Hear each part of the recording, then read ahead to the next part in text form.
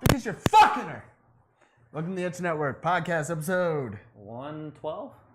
Pretty sure. I actually didn't check that. I just wrote it, and what I write is gospel. So. True. All right, there you go. I'm JD. I'm Rosie. And I'm Eric. And in this episode, we're going to be talking about honesty and the gaming community, or honesty with gamers. And the effects it has On life. in general. In general. Just being that honest with Yep. you. Hey. Starting it off like we do every week, asking each of us what wonderful games in the universe of gaming have we been playing? JD, would you like to kick us off, right? Yes, and I'll be honest with you. Be honest. I've been playing too much Overwatch. Is it an addiction? It is. I need to quit. I've been playing Overwatch, a little bit of Destiny. Well, actually 2 weeks I've been gone, so I might as well just say that. Overwatch, Destiny. I didn't get Marvel yet. I'm waiting until the weekend, or next week. Marvel, baby. That's why we thought you were gone. Oh, no. Yeah, We were making jokes about that, like, right. he's sucked in. It's like he's just bodying the whole world. Who's next? No. Thanks to my brother, though, he did give me his old stick, PC stick. So I'll be actually playing that PC for Marvel. That's good. I wasn't planning on playing it on stick because I'm always worried about, because that pretty much means I have to get a PS4 stick to play Marvel. Which sucks. But Why this is up? because it costs money. Oh, that trying to sucks. spend it. Oh, okay. But you look at what's on PC is probably going to be better load times, mods maybe. as long as it's not like Mortal Kombat, you're fine. What do you mean? It sucked. Oh yeah, it did. Yeah. No. From what I hear, no qualms. It's just Good. a lot of tinkering you have to do. Take off the VSync, make sure there's no screen tearing type stuff, all that jazz. But other than that, because when I've been playing something else, I can't really think of anything else. Yeah, just those two games really. Depressing, sad. I know. Rosie, what you been playing? I've been playing Destiny 2. What a surprise. We've been What? talking about Destiny 2 for like the past 2 or 3 weeks now. Same old. I think I'm broken of like the whole, like, I gotta be on every day. Otherwise, I'm not as strong as everybody kind of like thing. I'm glad there's a cap at 305 right now. I was like, all right, I'm 305. If anyone needs me, text me, give me a call. But I'm going to be playing Divinity Original Sin 2, which has been a blasty blast of a game. Way better than Divinity Original Sin 1. They did so much improvement, so many ways to play that game. I fucking love that game to death. Okay. Like, I want to make sweet love Get to the that game. fuck over it. If you want to watch some gameplay of it, you can check out the Sunday Fun Day that Spencer and Rosie did last week. And we're going to be planning on making a 4-man team coming up, not this coming up week, but probably the week after, next week, because a couple of us are going out of town, a couple of us don't have it yet, but we will have it. And we're going to play it together. It's all four of us. If a couple of us are out of town, a couple don't have it. That's everybody. That's the roster. Yeah. Yeah, Yeah, it is. it is. It is the roster. Anywho, Eric, what have you been playing, buddy? I've been playing 2 different games. Destiny 2.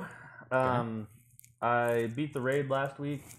I asked if you did. Did you? Yes. Oh. Just a second ago. Really? What'd you say? He said no. Wait, what? I don't remember this. God damn it. Yeah, he beat it with me and his buddies. Yeah, we beat it together. Hey, y'all all beating it. So Yeah, yeah, we all circle beat the raid. And pretty much after that, I was like, all right, I beat the game. What do I do next? Like, Wait. Faction rallies.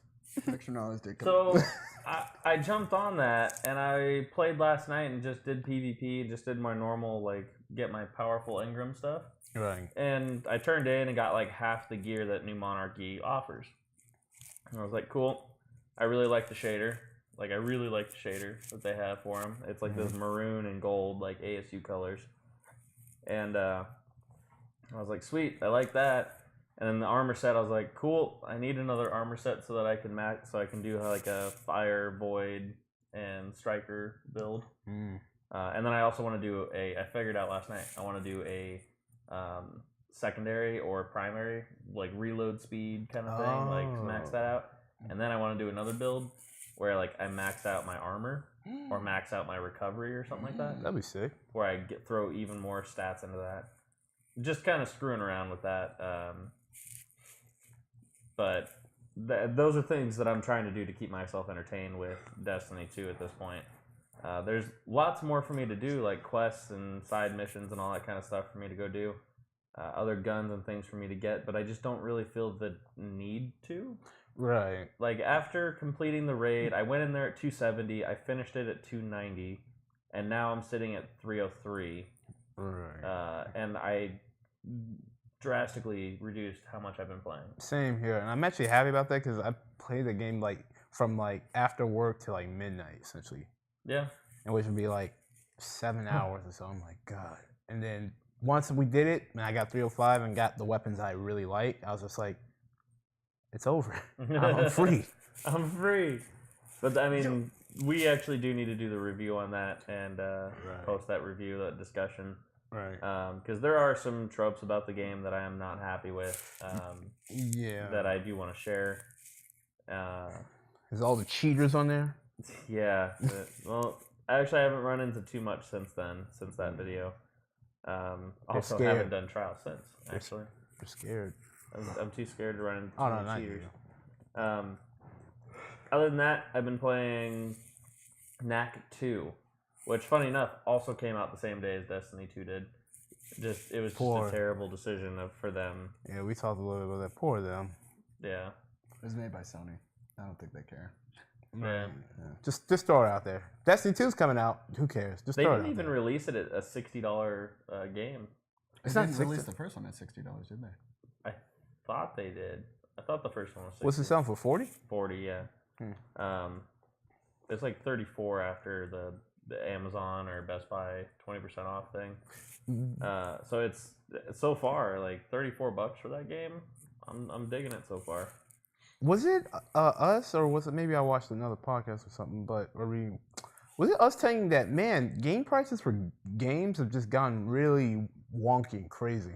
Definitely wonky. Because now Definitely not the it same. almost seems like they just sell it for any price that they feel like. I mean, but there used to be a standard where, like, you know, this is $60. Console games, $60. GameCube or Game Boy games and all handheld games, $40. And then PC just went fucking crazy, I guess, because they do whatever the hell they want. Steam. Yeah, Steam is just, Yeah. oh, this new game's coming out for $10. It's like, what? Fallout 4, $10 next week. It's like, okay, sure. Fallout 3, $2. Yeah. But it's just bizarre to me. Days are. Yeah, it's definitely it's nice, but it's also, I mean, you have games like Hellblade. That came out what, at $30? $30, no physical copy. Yeah, digital only. Yeah, 30 or 40, something like that. Yeah. And then you had games like Sonic Mania, $20. Right. But that's an arcade game to me. So arcade games always seem like they were always 20. It's an arcade game. You know what I mean? You know. It came from an arcade. No, I remember Come on. my Sega Genesis home system.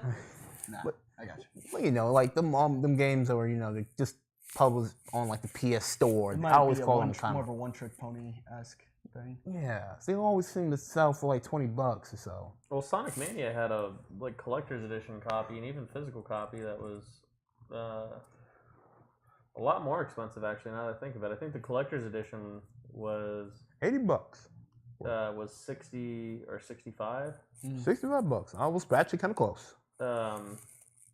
And then I think the like ultimate collector's edition was like 120 or 140 or something like that. Jeez, they suck you off. Yeah, right. Gotta go fast. Tails pops out. Yeah, right. But yeah, I mean the gaming industry has definitely changed its pricing on video games, which is good, because in all honesty, there are certain things that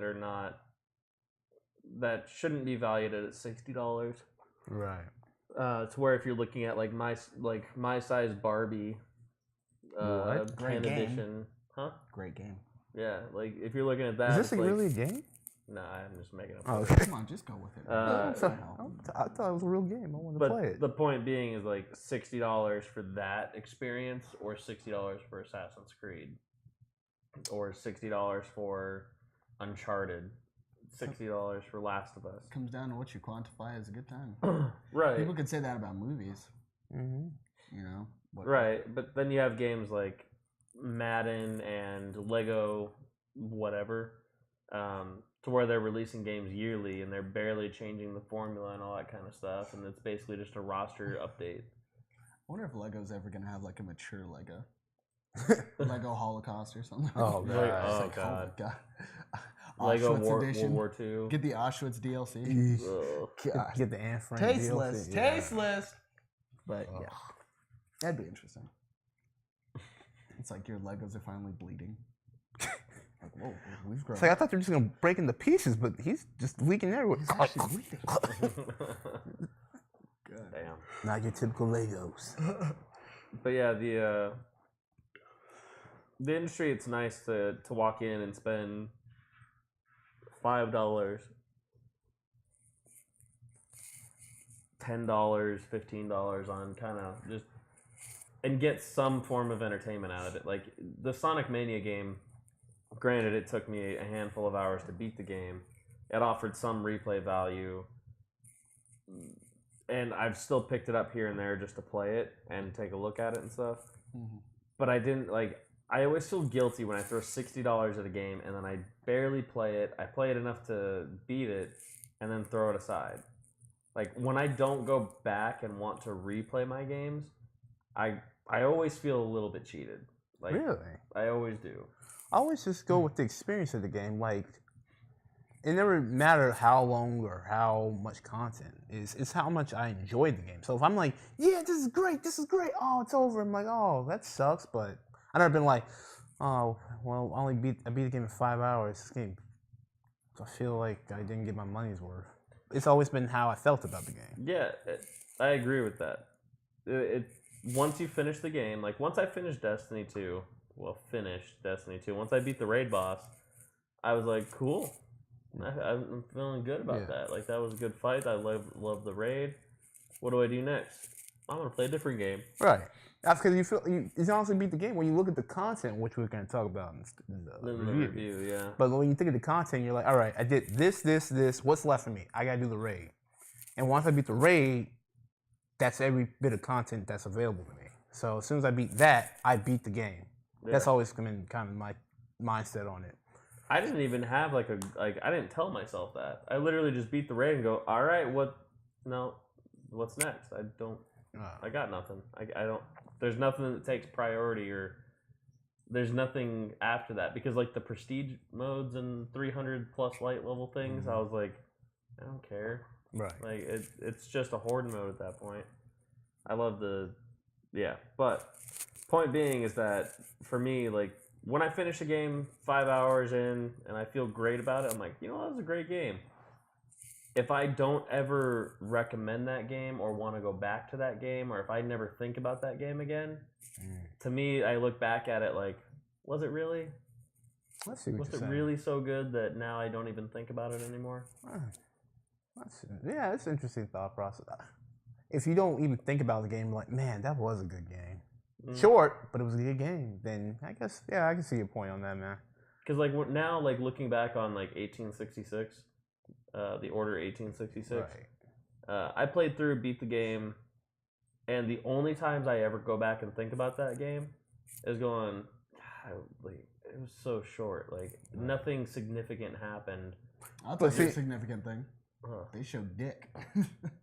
Did they? Yeah. I don't even I was like, remember. whoa! When I was playing, it's holy shit. That's a dick. Yeah, that's a dick.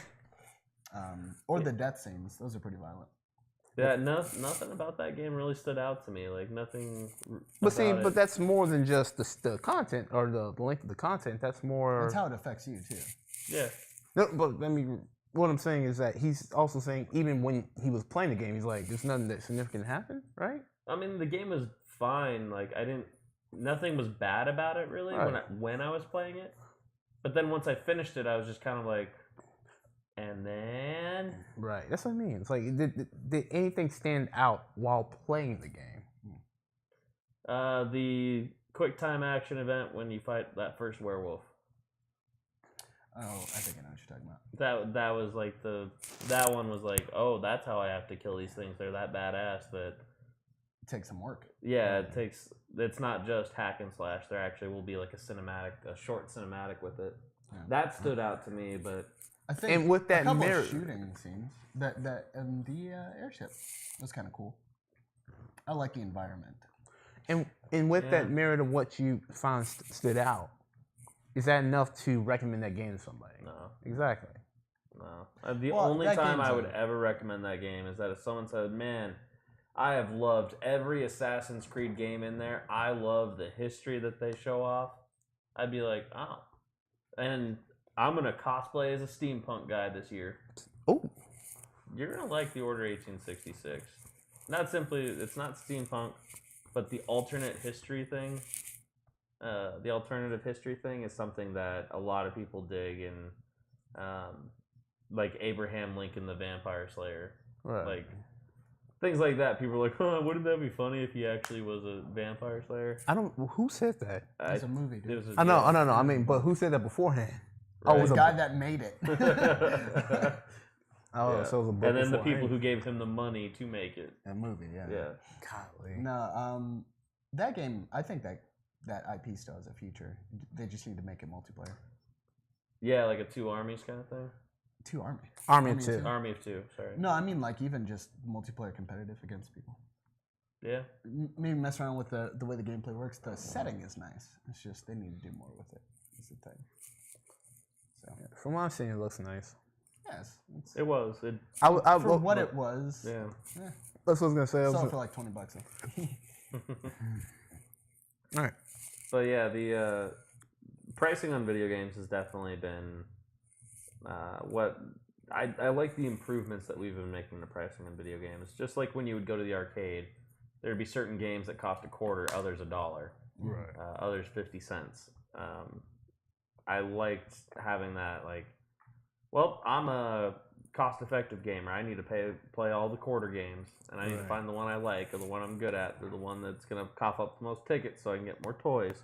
Right. Plus, it was never your money. It was always like your parents' money, and they only Yeah. gave you like $10. It's like I gotta make this last, otherwise we're gonna be in and out in a second. Yeah, it's insane to me like how quickly you could pop through $10. Like in like 10 minutes you could blow out $10 just like playing. Do you remember the skateboard game? Oh, the one with the rails. The And- rails. Yeah, I and, like, love the that game. Crappy like basically pipe that just did this, Right. and that was you ollieing and doing tricks and stuff. That game was like $1 a piece, and you would die so quick if you just turned too sharp. Yeah, that's always the craziest thing. First time I played that, I was done in like a minute. And I was like, all right, what do I need to do to actually get more time? It's like, oh, there's objectives. So then it wasn't even like I'm just having fun with the game. It was like, I gotta get the time. I can't do fucking tricks, otherwise I'll kill up my time. And so I was like just following the thing, jumping, but not doing tricks because I didn't want to fall. Yep. And so I would jump, grab it, and come back down, completely ignoring the whole point of the game, which was to do sick tricks. Yep. They should have had like a free for all mode with like a time limit, like a 5-minute time window where you could just do whatever you want. All right. But point being, game pricing, they varied then, they still vary now. Glad that I think Steam actually is one of the major reasons that game pricing has changed like that. Yeah. I think without Steam we would not have. Oh wait, that's kind of hard because I kind of feel like Steam's the blame for the start of it all, the over flooding of the market with just $60 requests. Steam's part of the problem in the sense of, in my opinion, in the sense of greenlighting. I hate the concept of greenlighting because well, greenlighting's okay. Early access is what I hate because early access games can stay early access Forever. I don't know if I had the discussion with you or if I had it with Spencer. DayZ is still early access. Oh For yeah. real? Yeah, Yeah. that's ridiculous. Rust is still early access. 7 Oh Days to my Die God. is still early access. Yeah, well, There's still games in. they gotta work on that. They're games, but the question is when is it okay to charge? They have. When you say early access, are you talking also about the games that are in beta? No, I'm talking about literally how Steam categorizes them. Right. They're still called early access, Gotcha. and that's kind of an interesting thing because you look at it and go, it's early access implies there will be a point where it's just I don't know, late access, on time access, Yeah, right. something. But a lot of those games have been in that stage for so long. There's no real chance of them being a retail. And not only that, what qualifies a game for early access in a way? Because like DayZ is complete. Like they do essentially patches and like make updates to it like any other game. So but it's a fully functional game that people play, stream, and everything. So at that point, is it ready? Like, is it full retail ready? Well, what defines That's where a complete game? yeah, But that's where the developer consumer relationship, like the mistrust there starts to bleed through, and just like how honest are they with the consumer? Right. Because that's the thing. It's like now I look at early access and like, is it like early access or kind of early access where it's done but it's just not out? As a consumer, anytime I see early access, my brain says, well, your funding might get cut and I won't get to play the full game. Right. Like you may not finish this game. Like you've finished a couple levels and I'm getting to play the demo. And your funding may be cut, so I may not get to ever play this game again. Or your servers will go down and this game is based on servers and it's going to have to go to private servers for me to even be able to play you. I'm not even going to attempt to play. Like, as much as I may love the concept, I'm not going to throw money until I know that it's like has a release date. Like the Divinity Original Sin 2, I went in early access just because I know that game's coming out. Yeah. Right. It depends on the developer. Right. If you can really, and the thing that sucks is a lot of those developers are not established yet. Yeah, so they don't have It's any. their first big title or something. Yeah. So you run into that issue a lot. On the subject of sort of that mistrust thing, there's a lot of discussions about. I think the No did a thing on it, and they sort of talked about it. That was kind of interesting to bring up. Is how do people look at? Let me take that back. Look at an example of Capcom. Okay. All right, and I bring this up because I find it hilarious. I've talked about it once or twice before already, but the concept of, giving the gamers what they want, right? Capcom was blatantly called Cashcom for an extended period of time. I think they got that term mainly from looking at how they do a bunch of ports for like Resident Evil or some of their older games, and then they're still doing it. And then things like Street Fighter. Street Fighter was a big deal. Street Fighter 4 came out, sort of revitalized fighting games and all that stuff. Right. There was a drought between 2000 and 2007. There wasn't really any crazy fighters, here and there, but none that was really iconic that allowed people to really just go, yes. And then they released Super Street Fighter. Then they released, was it Super Street Fighter? It was Arcade Edition. No, Arcade Edition. Omega? It was Ultra, and then Arcade Edition, I think, or something along those lines. But there was a lot of iterations. Right. Marvel vs. Capcom then became Ultimate Marvel vs. Capcom 3. Things along those lines started coming out. People were like, oh, Cashcom, can't trust them because they're just going to release another iteration. And then the joke was when they released Street Fighter 5, they said we're not going to release that sort of edition. There's rumors right now that they probably are. But they said, no, we're not. We're going to do DLC only. And that's fine. But a lot of people were going, I'm waiting for Ultimate Street Fighter 5. And what that sounds like is a major mistrust of the company. Now, the difference between that is Street Fighter 4, some of the complaints were, man, the game just doesn't feels pretty simple. You have your optimal combos and whatnot, and it's all about getting your jump in, doing your combos, and blah, blah. Street Fighter 5, they sort of switched that up, and they did sort of the antithesis. Some people aren't happy with it, some people are. Then you look at Resident Evil. Resident Evil 6, Resident Evil 5, people like 2 actually. They got Resident Evil 7. Perfect. Bring it back to it's Make me feel roots. afraid. Make you feel afraid and all that shit. Fuck the bakers, all that jazz, right? But people are upset about Resident Evil 7. And they go, it's Cashcom again. How? I don't know, to be honest. People have said that Resident Evil 7 is like garbage, and I'm like, I genuinely don't agree with that because I really like that game, but I also objectively. What did they say? And why did they So a lot like of people's concerns is just the camera angle. So between That's first it? person and third, some people. Well, I'm not speaking for the masses here, but the main one I have heard is the camera angle. I'm sure there's other one-off things where people are like, oh, I just don't like the character Or I wanna But punch boulders again. is the game bad because of the camera angle? Like, is Well, it people like can equate that and feel that relates, but that's not. It's more of an opinion than it is an objective. right? Because that's not really. I mean, to be like this game's awful, they hate it or not. Like Right.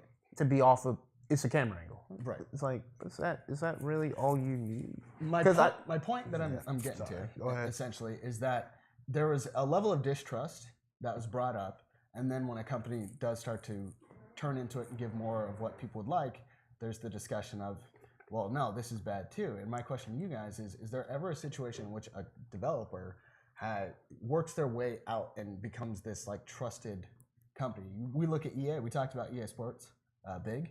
Right. If EA Sports Big came back, I we'd think- probably be like all on board and be like, Right. yeah, EA did a good job with that. Right. But in any other context, we go, well, I don't know if I really like them, because we look at their normal, how they normally handle their games, right? It's yearly releases. Some of the games are, I wouldn't say half done, but they just sort of miss the mark. They're more split from the player base. They don't Right. listen to everything that they say. Maybe I feel, to me, and here's I guess where some of my childishness comes into play. I feel like, and I just don't. Maybe I don't know the situation, but I feel like EA is what kind of messed up BioWare. When they because BioWare was doing their own thing, doing all sorts of little small projects, Baldur's Gate, golly, I can't believe, Dragon Age Origins, which I think. Origins is great. Yeah. Origins, but the more they were, they were around and EA put their influence into them, I feel like the quality of the games got not diminished. It changed in a way that I didn't like. You didn't subscribe to. I didn't. Yeah, I wasn't really into anymore. And they're gonna keep going with this theme of how they're gonna, they're doing right now, and I'm not happy about it. And here's another game, a little game called Mirror's Edge.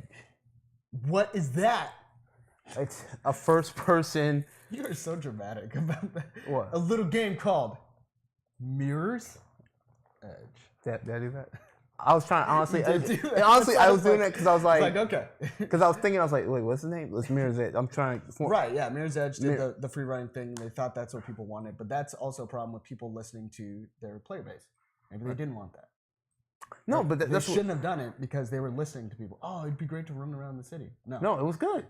No, you shouldn't have run around the city. That was a big problem that people had, was the free roaming aspect. And it was more action centric, but it wasn't just levels and doing the time trials and speed runs.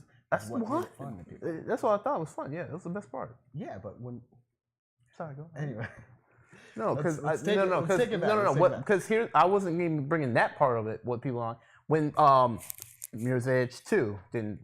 that's what I'm saying. Mirror's Edge 2 was the free roam. People didn't. Oh, yeah, sorry. I thought you were talking about my bad. Yeah, and not only that, there was a big discussion in the company in which, like, hey, should she have, be able to use guns? And it's just like, no. Why would she be shooting people? Well, she wasn't the first one. She could. She could, but just There's an talk. achievement for not even shooting a gun. Yeah, but to me, I guess maybe that's some part of the freedom of it all is that it always seemed like you were just trying to like outrun everybody and just get to the next point as fast as possible. It was never like I was ever stopping to like, again shooting people. It was just kind of like knock the gun out, run, keep running. And I mean, like you said, there was achievements for not using the gun. I felt like that was what the game was all about. Was just kind of like being a runner, not a soldier, essentially. Right. But I guess the sort of overall thing is the aspect of the relationship between the developer and the player. Right. And according to that tidbit from the Know, there have been developers that want to talk to their fan base or their community and discuss some of the things that they want to happen in the game, but due to backlash is not something that is realistic, is feasible, just because a lot of people are passionate about games. Like, we can be passionate about games, but I don't think we ever get to the point where we go, well, I mean, I can only really speak for myself, I guess, then. Not saying you guys do it, but I know in the situation of with a new fighter coming out, like Street Fighter, for instance. Yeah, I played a lot of Street Fighter. Makoto's not in it. Sucks. Yeah. And if Makoto came in, I'd be all over that game. Right. But because she's not in it, and if there was like a developer conference where they go, Makoto's never going to be in it, doesn't mean I suddenly shit on the game. Yeah, But I would look at it differently than someone else who goes, say Destiny 3 is coming out, and they go, we're switching up all the classes. There's now going to be 5 classes. That's great. And they're splitting up. Not everyone's going to have arc abilities. Not everyone's going to have Nova. Not everyone's going to have Solar. Or Void and Solar. So you need to build your teams a little bit differently. You might be like, hey, that's cool. But someone else takes it a little bit differently. And maybe they're the louder person. And they're getting on forums going, this is fucking bullshit. They're ruining the great formula they had, or something like that. Which sort of lends itself to the concept of being reactionary vice, just, reactionary at news, not seeing how something plays out. So, like, if they go, hey, the new Divinity 3 is going to have 6 characters instead of 4. Someone looks at that differently, but they haven't seen how it plays out. Right. But they go, oh, that's dumb. And that's sort of what that sort of discussion was, is they want to have that talk with the community, but if something gets cut or something changes that they don't agree with, then it creates this concept of, well, you guys are ruining this game, or blah blah, or misinterpreted, which gets happened quite a bit. Right, misinterpretation is definitely something that happens, and it's sort of more of an environment that we've created. And there was an article on Reddit, I actually looked it up, where people were going like, are we too hard on developers? Are we too hard on games in general? And the responses I was getting were just so, I guess you could say, deflective. I mean, I didn't create the article, obviously, but people were going like, I have been too hard on games, but it's because of the community. It's like, what? Well, I mean, you're in control yourself. Yeah. So if you're too hard on a game, it's because you yourself feel that way. If the community subscribes or agrees with you on that, then that's just you guys agreeing. But you're the one that said, hey, this game is stupid, or whatever, at whatever point in your life that you're trying to talk. It almost sounds like you're just following a crowd at that point, instead of actually having your own opinion. If you're going to be like, I've been too hard because they're too hard, instead of actually being like, they're too hard, so I try to be softer, So, well, I mean, yeah, but the point of what I'm trying to get at is, do you guys feel that if developers were consistently transparent, that would affect their product or how people would purchase it? Yes, to be honest, you can be transparent with people. Because I get to an extent, like leaks are a problem. Yeah. Right? Like when leaks come out, that can fuck with a game. Like severely, because they want you to buy it because there is that payoff. Right. But in other aspects, hey, we're including a multiplayer mode in GTA 5. It's going to allow you to play multiplayer. It's a big deal. Oh, it's in 4, but we're taking it to the next level. That kind of stuff. Right. Talking and having that discussion about a feature that is widely known or something like that. Do you guys feel that that's something that's? There was one of my friends this last week or 2 weeks ago told me that he found that there was a leak or a spoiler about the new Star Wars movie that's coming out that made him not want to go see the movie. Like, he's like, oh, okay. Like, he lost interest in seeing the movie because of a leak or a spoiler. But is that the developer's fault at that point? Or... No, I mean, that's I'm not directly a developer issue. That's more so... That's the internet's issue. That's why the internet ruined gaming. Let me tell you something, brother. Go back 4 episodes. No, that's one of my issues with it, is where everyone has to know everything immediately. Yeah. Like, they have to be the first to know things. Like, when YouTube had that thing, or not just YouTube, but first comment, it's first, like... First. It's like, you're the first one to do something. I was subscribed to PewDiePie before he hit 1 million. Yeah. I actually was, but I'm not running around going... What kind of achievement is that, though? I don't know, one for your EP? Yeah, that's what I'm saying. It sounds like an EP, unless you get some sort of, like, sick-ass status. It was kind of hard at the time to not subscribe to him because he was one of the only guys that was doing that. So Yeah. you don't get a trophy. You just, hey, I was on YouTube before a lot of the other people were. It doesn't mean anything. Yeah, like, a lot of people... want to be the first one, or they have to know things, and it drives me nuts. Like, when I'm sitting there talking to someone and they can't just say, oh, I didn't know that. They have to say, oh, no, I knew. That drives me nuts, because it's like, I don't look at you as less of a human being if you don't know if you don't know something. Yeah. Like, this is a conversation. It goes both ways. if you just tell me you knew everything that I'm saying, or if you don't try and engage with anything I'm saying, Yeah. even if you know, like there's times people will tell me all about their Blink 182, and I just stare at them, just watch and just listen and stuff. Right. Yeah. And if they ever go way off base, we're like, oh yeah, Tom DeLonge, he used to be a chef. I'd be like, no, he wasn't. Like he's a high school dropout, and like I'll like explain, like no, yeah, actually this. He did work in a burrito shop, like not a chef. You're not designed to just cut them off and be like, fuck you, no, I knew before you. Yeah, exactly. Like Well, I mean, there's a career. It's called information technology. So, I mean, there's that. I guess, I mean, we live in an era of information, but I know exactly what you're talking about because you'll have a personal thing that's happening to you. Like at work, there's a couple guys that do that, and I'll be like, so I was doing this, like, you know, this thing, and I'll be talking about this, like, claim or whatever. And then they'll be like, yeah, no, that's what happens. I'm like, you know, like, this is exclusive to me. Like, chill. No, I know exactly what you're talking about. It's irritating, but that's what people want. People want the new next big thing. Immediately. Phones, fucking consoles, cars. I mean, it's not just electronics anymore. It's just, you know, that they want to have that next big thing. Red Dead story was already leaked. Oh, yeah. Yeah, which, by the way, got announced. I need to play through Red Dead Redemption. Have you You played should it do it before? on stream. I want to, but I'm hoping they get a PC release for it. Gotcha. Yeah, because I'd be like, yeah, sure, I'll just stream the whole thing on the PC and just go nuts. But if not, it's out on PS4, isn't it? Or is it now PlayStation Now, or is it actually on the PS4? I think it's PlayStation Now. So I'm probably not gonna get it. Have you done PlayStation Now yet? I did it, but I did it with fighters, so that's the problem. Well, no, my question was, like, have you already spent your trial? No, I did Troy's. Okay, so you can still use your trial, and during that trial, finish Red Dead. Red Redemption. What how long is it? Like, is it a week or something? Ooh. I think it's 2 weeks. 2 weeks? I think it's 14 days. I could beat it in that time frame. I mean, it sucks because they got Marvel coming up, but if I don't Just time it right. That's well, if all I I'm don't saying. get it, if I don't get it before Friday, I could do it Monday. Maybe we'll see. Stuff to consider. Yeah. But yeah, no, that world is very real, and unfortunately, it's exhausting.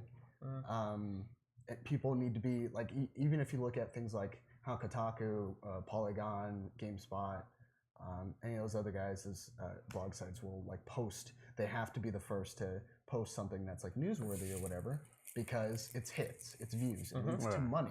Yeah. So you get into that mentality of thinking, and then I mean we're like that with YouTube videos. Subscribe. I mean, hey, like, comment, subscribe. But guess what? So you can be the first to get that new video thing. So you keep up with what's going on and what we're doing. I just want to be the first one to make you laugh at the beginning of the day. There you go. Oh, that's There so you go. nice. I just want to wake up next to you and tell you look pretty, and By the way, you look good today. you look great actually. Look fantastic. I see you on that phone. Yeah. It's a little bit small. I came up. Hey, you got some great pearly whites. Make sure you show them off. Right? Hey, we You're appreciate. gonna get that promotion. Yeah. You're gonna get the girl, the guy. What was or- that, Spencer? You're ugly as fuck. Wow, how could you, Spencer? The rest of us think you're beautiful, though. Yeah. Anyway, down with Spencer. So, but because of all these leaks and stuff like that, we run into the issue where like developers want to restrict themselves. We did. There's a thing that they talked about for the actors, the voice actors strike. One of the things that I thought was really interesting about that was one of the stipulations that's being reviewed is they want the ability to have more insight as far as to the game's development. But developers wouldn't want that.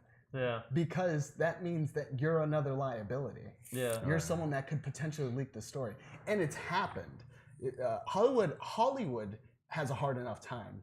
Imagine doing it to someone who's like sort of, no offense to anyone that does voice acting, but you know, more C-list, D-list stars or something like that.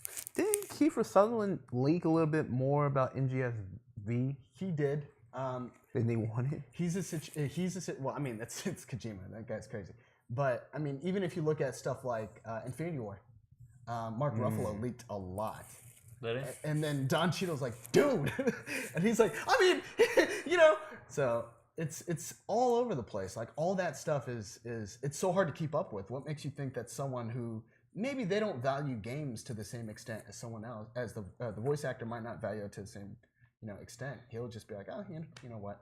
Whatever. There's definitely that point of like trying. I was talking with one of my friends, and speaking on specifically Destiny talk, there was this thing that I found that I got super excited about, and it was this character's name. And, I remember this. so it was this character's name, and I was super excited about it. I was like, oh, I think I figured out who's gonna take over as the new Taken King and all this stuff, and I'm gonna go look and scour Nessus and find out more lore so I can figure this out. And then my buddy goes, oh, no, that's so-and-so Forest, blah, blah, blah. That's from Destiny 1. You just weren't paying attention. And, like, all my excitement just went, oh, I guess I won't play tonight then. Like, my drive that night was to find more information. Yeah. And someone just pops in and goes, no.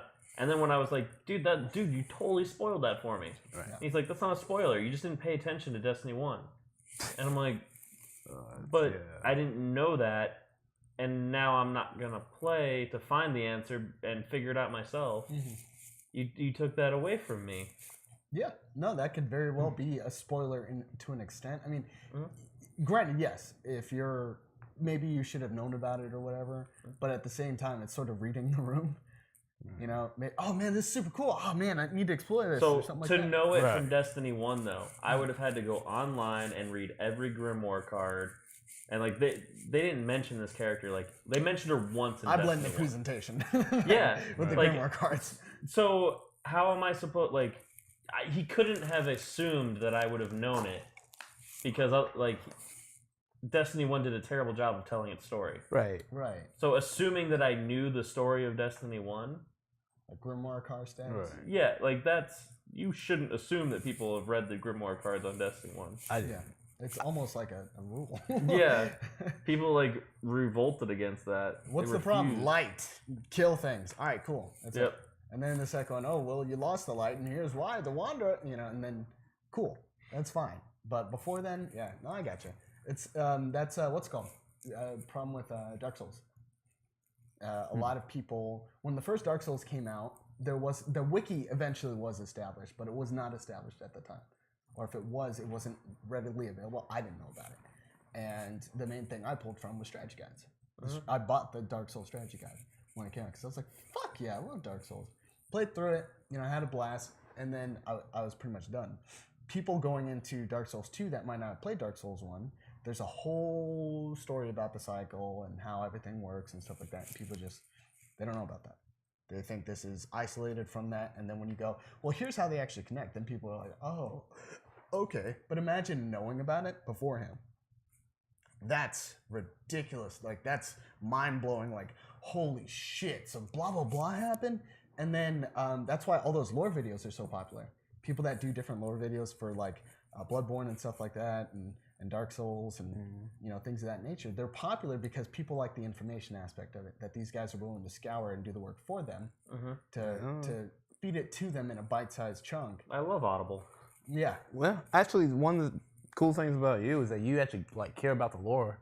And great thing about playing with you is that you will explain things to me that it's like, oh shit, really? Like, because it's how we value the game. You value it for more than just the gameplay. You value in Bloodborne sense, yeah. I fucking adore that game. But yeah. You value it for more than just the gameplay. Me, I just like killing things. So I'm just like, it's got to die. Yeah, you're gonna die. Boss battle, finish the game. Yes, awesome. I don't give a shit who. But when you explain to me, now these things have more context. The fight actually means much more. I'm like, oh, that's who this guy is? That's what that is? It's like, fuck yeah. Thank you for telling me. But there's a specific strike in D2. Do you remember? Diablo 2? Diablo 2, yeah. That's what, hey man, Destiny that's what I'm used to. In Destiny 2, there's a fight in there with the purple crystals. Oh, yes. Okay. Yeah. That is a fight that you want to pay attention to the story. You really want to pay attention to that. It completely changes the mood of that whole strike. I mean, I wish they did a better job of going into it because I get the gravity of your actions, but I also wish that it was introduced a little bit earlier. maybe just in a cutscene, something that forced you to pay attention, just in the game, and then you finally interact with them for the first time, and you're like, shit. Honestly, I didn't understand what he was like. They were all sad about until the third time I did that strike. Because I was listening, because I was shooting things and listening, but then he's like wrecking everything. Yeah, and then he's like, wait, what'd you say, Ghost? All right, let's go. Okay. There was I actually like maybe 4 or 5 days ago. The other two guys that we play with that are 305 Light. Right. I just explained to them that story as we were doing it. They didn't know either? No. They play that game way more than us. And they didn't. I know we've done that strike at least 1,000 times. Wow, that's crazy. Yeah. So I don't feel so bad now. Yeah, they hadn't noticed it either. I think it was almost maybe a week ago.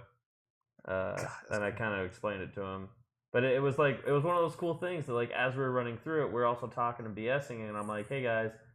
And instead of going at the pace of the story, I just got to a point where I was like, hey, so this is what's going on. Kind of like how when we were playing Knack, like I didn't explain every line that we saw. We'd get to a breaking point and I'd be like, all right, here's what's going on, and then continue with running around. And then we get to another one and I'd drop a couple sentences of dialogue for what's going on. But it was near the end, I just watched them walk up and just start smashing those things, and I was like, Like they just not even thinking, just walked up and started smashing stuff, and I was like, every time I do it now, like I'm always hesitant. Like I wait a couple seconds, I look around the room a little bit. Wait like for other people to do it. I either let It's like other me on people my do conscience. it. I either let other people do it, or I'm trying to find like, is there a secret here, like Yeah, I was where thought, I can not do this? there's got to be a different way to end that strike. Was what I kept thinking. It's like that's just unusual, you know. Yeah. But guess not. But they also, if you don't know what's going on, if you're not paying attention, Right.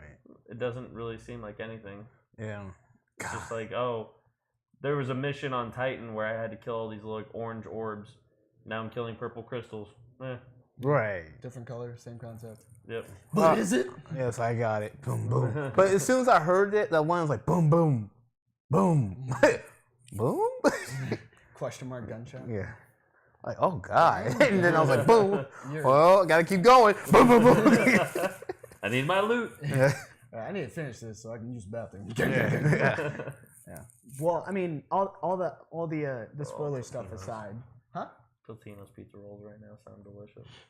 All of the spoiler stuff aside, pulling it back to just sort of, I mean, that aspect is a part of that relationship and whatnot. And it's is tumultuous the right word?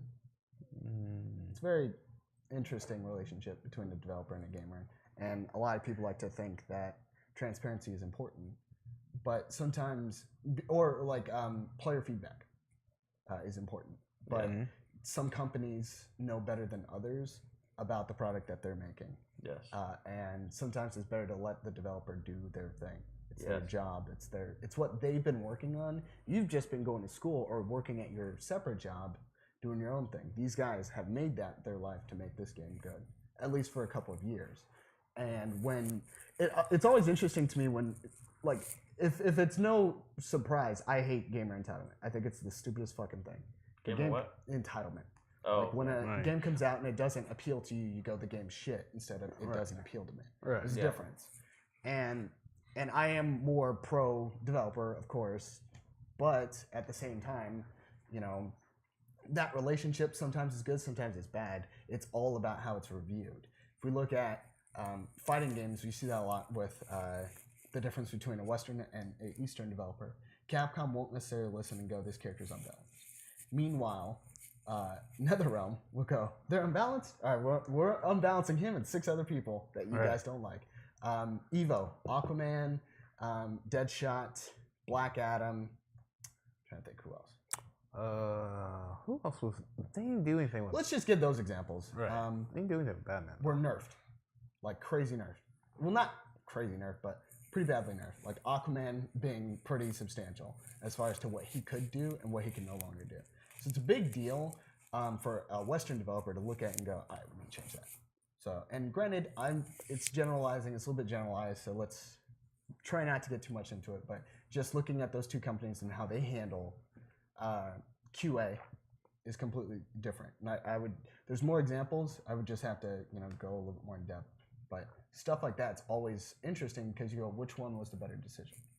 Is it to, in the case of Street Fighter, when the second year of Street Fighter V came out, people go, oh, well, Laura's too good. Laura can do too many things. She's one of the lowest tier characters in the game now. Because people are just used to fighting her. Same thing with Wesker, Marvel. You get used to fighting him, and suddenly he's no longer a threat. I mean, he's still a threat. He's always going to be a threat because of what he can do. But he's not that crazy. You know exactly what he does. Exactly. Everyone uses him. You know the extent of his strength, so you're just like, oh, well, he's not really all that bad anymore. And then that changes the meta. God damn it! I was just thinking to myself, like, I'm so proud of these guys. They haven't said the word meta once. I'm so proud of them. That's why fighting games has always been so aggravating to me in that aspect. Just because a lot of this stuff, the whole meta or the whole like the whole whole like misconceptions. But you can a lot of times in fighting games you can adapt. Like it's all depending on the player himself when it comes to fighting games, because if they don't know, I can play the top tier character against you. It's still gonna be probably in your favor because you just know the game more than me. Mm-hmm. You're probably a better fighting game player than me. Yep. But not even probably, you are. Okay. But so it doesn't really matter if I'm playing like what was it, Miguel? Miguel got a super buff. Miguel's good, yeah. Against your I mean, you could say all right, let's just bring it back to Wesker. I'll play my Wesker to your Ghost Rider in MVC3. Yeah. So, and you still probably can beat me because I don't know how to use Wesker. I just know he's good. Right. Yeah. I mean, there's those things too, and with player feedback, community feedback, etc. like that. It's all about how you take it and what you do with it. A good example of a Western developer that doesn't really listen to the community, and for good reason, is Blizzard with Overwatch, for instance. When they look at Overwatch, some of the things that people are requesting, when D.Va got nerfed the first time ever, and they switched how her armor worked, because they super buffed her and then they retracted a lot of that stuff because they were like, well, that's different, because she was getting picked a lot more and she was winning a lot more, but they don't want one character to win more than anybody else. They try and keep an average going, with the exception being you can skew the results like Symmetra. She has a high win rate. People go, oh, well, that must mean she's really good. No, people switch off of her when they're losing. Because and if you're with her, it's like a momentum thing. All right, great, yeah, keep going. Fuck it. They can't get around these traps. So she has a higher win rate than most of the cast because she only gets played for niche situations. And in those niche situations, if she works out, you keep playing her. Right. And you drop her if she sucks. But with D.Va, they retract a lot of stuff and people go, D.Va's one of the worst characters ever. Oh my God. And then Jeff Kaplan goes, we've reviewed these, your concerns, but we've also looked at the actual pick rate for her. And she's less than 3%. Less than 3% of the entire community has played this version of her. Don't be so quick to judge. It's a good point because at the end of the day, the vocal minority is obviously what's getting projected there, and it's up to the developers to sort of look at that and go, have that relationship with your player base and be transparent, but also stick to your guns in the sense of that's not a good move for us. We would know better than you guys, and while you guys play this game in and out every day, we made this game in and out every day. So there's a difference on how we understand the game versus how you do. Another example of that is MKX, where they brought it back, even though they're I'm not gonna. Well, MKX, you've seen a whole bunch of dead characters come back in that game. Right. That's just small comment. Yeah. And one of the weirdest complaints was that Jade's not in the game, and then NetherRealm went like, looking at MK9. Only 2% of the population, or the gaming population, play Jade. Why would we bring her back? Yeah. And then she was like, well, shut up, bring her back. We need more characters. And I was like, what? Like, they already have like a big group of characters, plus all the combat kids, so it doesn't really matter. After growing up with World of Warcraft and playing that game as my first game where I really cared about patches, I will say World of Warcraft listened to the community way too much. Yeah. They made so many ease of life changes, and then finally near the end decided to start trying to reel it back. But at that point, I'd lost so much interest in the game because what I didn't realize was allowing me to min-max my end game content. It was making me not play the reason that I fell in love with the game kind of thing. Right. Like the world itself, the World of Warcraft became just Warcraft because I didn't go and explore the world. Right. I went from war campaign to war campaign. Like, here's a battle, here's a battle, here's a battle, here's a battle, and then it was just little patchy teleports that I was doing all over the place to go do all this stuff. I never had to go out into the world and do anything. Right. I could get to max level, not like sitting in one zone or going online and just playing PvP all day. I could go to max level, and it was like, cool, max level, time to get gear to go raid or go do raided battlegrounds or PvP or whatever. I don't have to go out into this world and explore. But that's the part that actually made me fall in love with the game, was the lore and just the vastness of the world and everything going on in it, and the oh shit, am I gonna get jumped right now by 2 level 70s when I'm level 62 or something? How am I gonna get away? All that experience that I gathered from playing, and then going to the developer and being like, yeah, I just want to fast travel. I want all of that experience I had of being in Red Ridge Mountains, sitting there as an Alliance character trying to accomplish something while a bunch of Horde were coming down and ganking us. Right. But still trying to complete my quest and all that stuff. Like, for the longest time, I didn't know how that quest was supposed to go, because every time I went there was some Horde I had to fight, and it detoured me for like 20 minutes, 30 minutes. And found out that it's only like a 30-second quest. And they're just a bunch of prigs. Yeah. But then everyone complained about it from the community, and Blizzard said, yep, let's change this. And they just made a bunch of fast travel, and they added flying. Gearing was super easy. I will say this, flying ruined that game. Yeah. Like, easily, because instead of actually seeing the content, you were constantly doing pop up in the air, go over it, drop down, kill whatever you need to kill, pop up in the air, go. Because that's just the easiest way to just get shit done. Yeah, it's really hard when you have the option to fly to not do it. Like, right. Even though in the, I don't remember which one it was, I knew that flying was I was cheating myself. I knew it was a bad idea, but I continued to do it. Wrath of the Lich King? I'm trying to think which one was the one where it... I think it was Wrath of the Lich King. Where it wasn't the one that introduced it, but it was one after in which it killed it. Yeah. Because it was a whole bunch of like, you can either go around the mountain, or you can just go over the mountain. And well, because Wrath of the Lich King, they allowed you to start flying at like 2 levels after. Right. You could start flying immediately. That was the first one that allowed you to level while flying, to where Outlands. What is that one called? I think it was. Whatever. I'm sorry. I'm trying to think. Hey, what's up? And Drew, the lady love. I'm good. How are you? I'm doing well, and yourself? But playing Burning Crusade. That's the name. Yeah. Burning Crusade, when that came out, they didn't allow you to fly until you hit max level. Right. When you hit 70, that's when they introduced it. Right. Which was like, oh, this is awesome. But then when you hit 72 or 71 in Wrath of the Lich King, yeah. that one you could get cold weather flying and start flying. It was slow, but you could still fly. And that's still better than like dealing with enemies on the ground, potentially being ganked.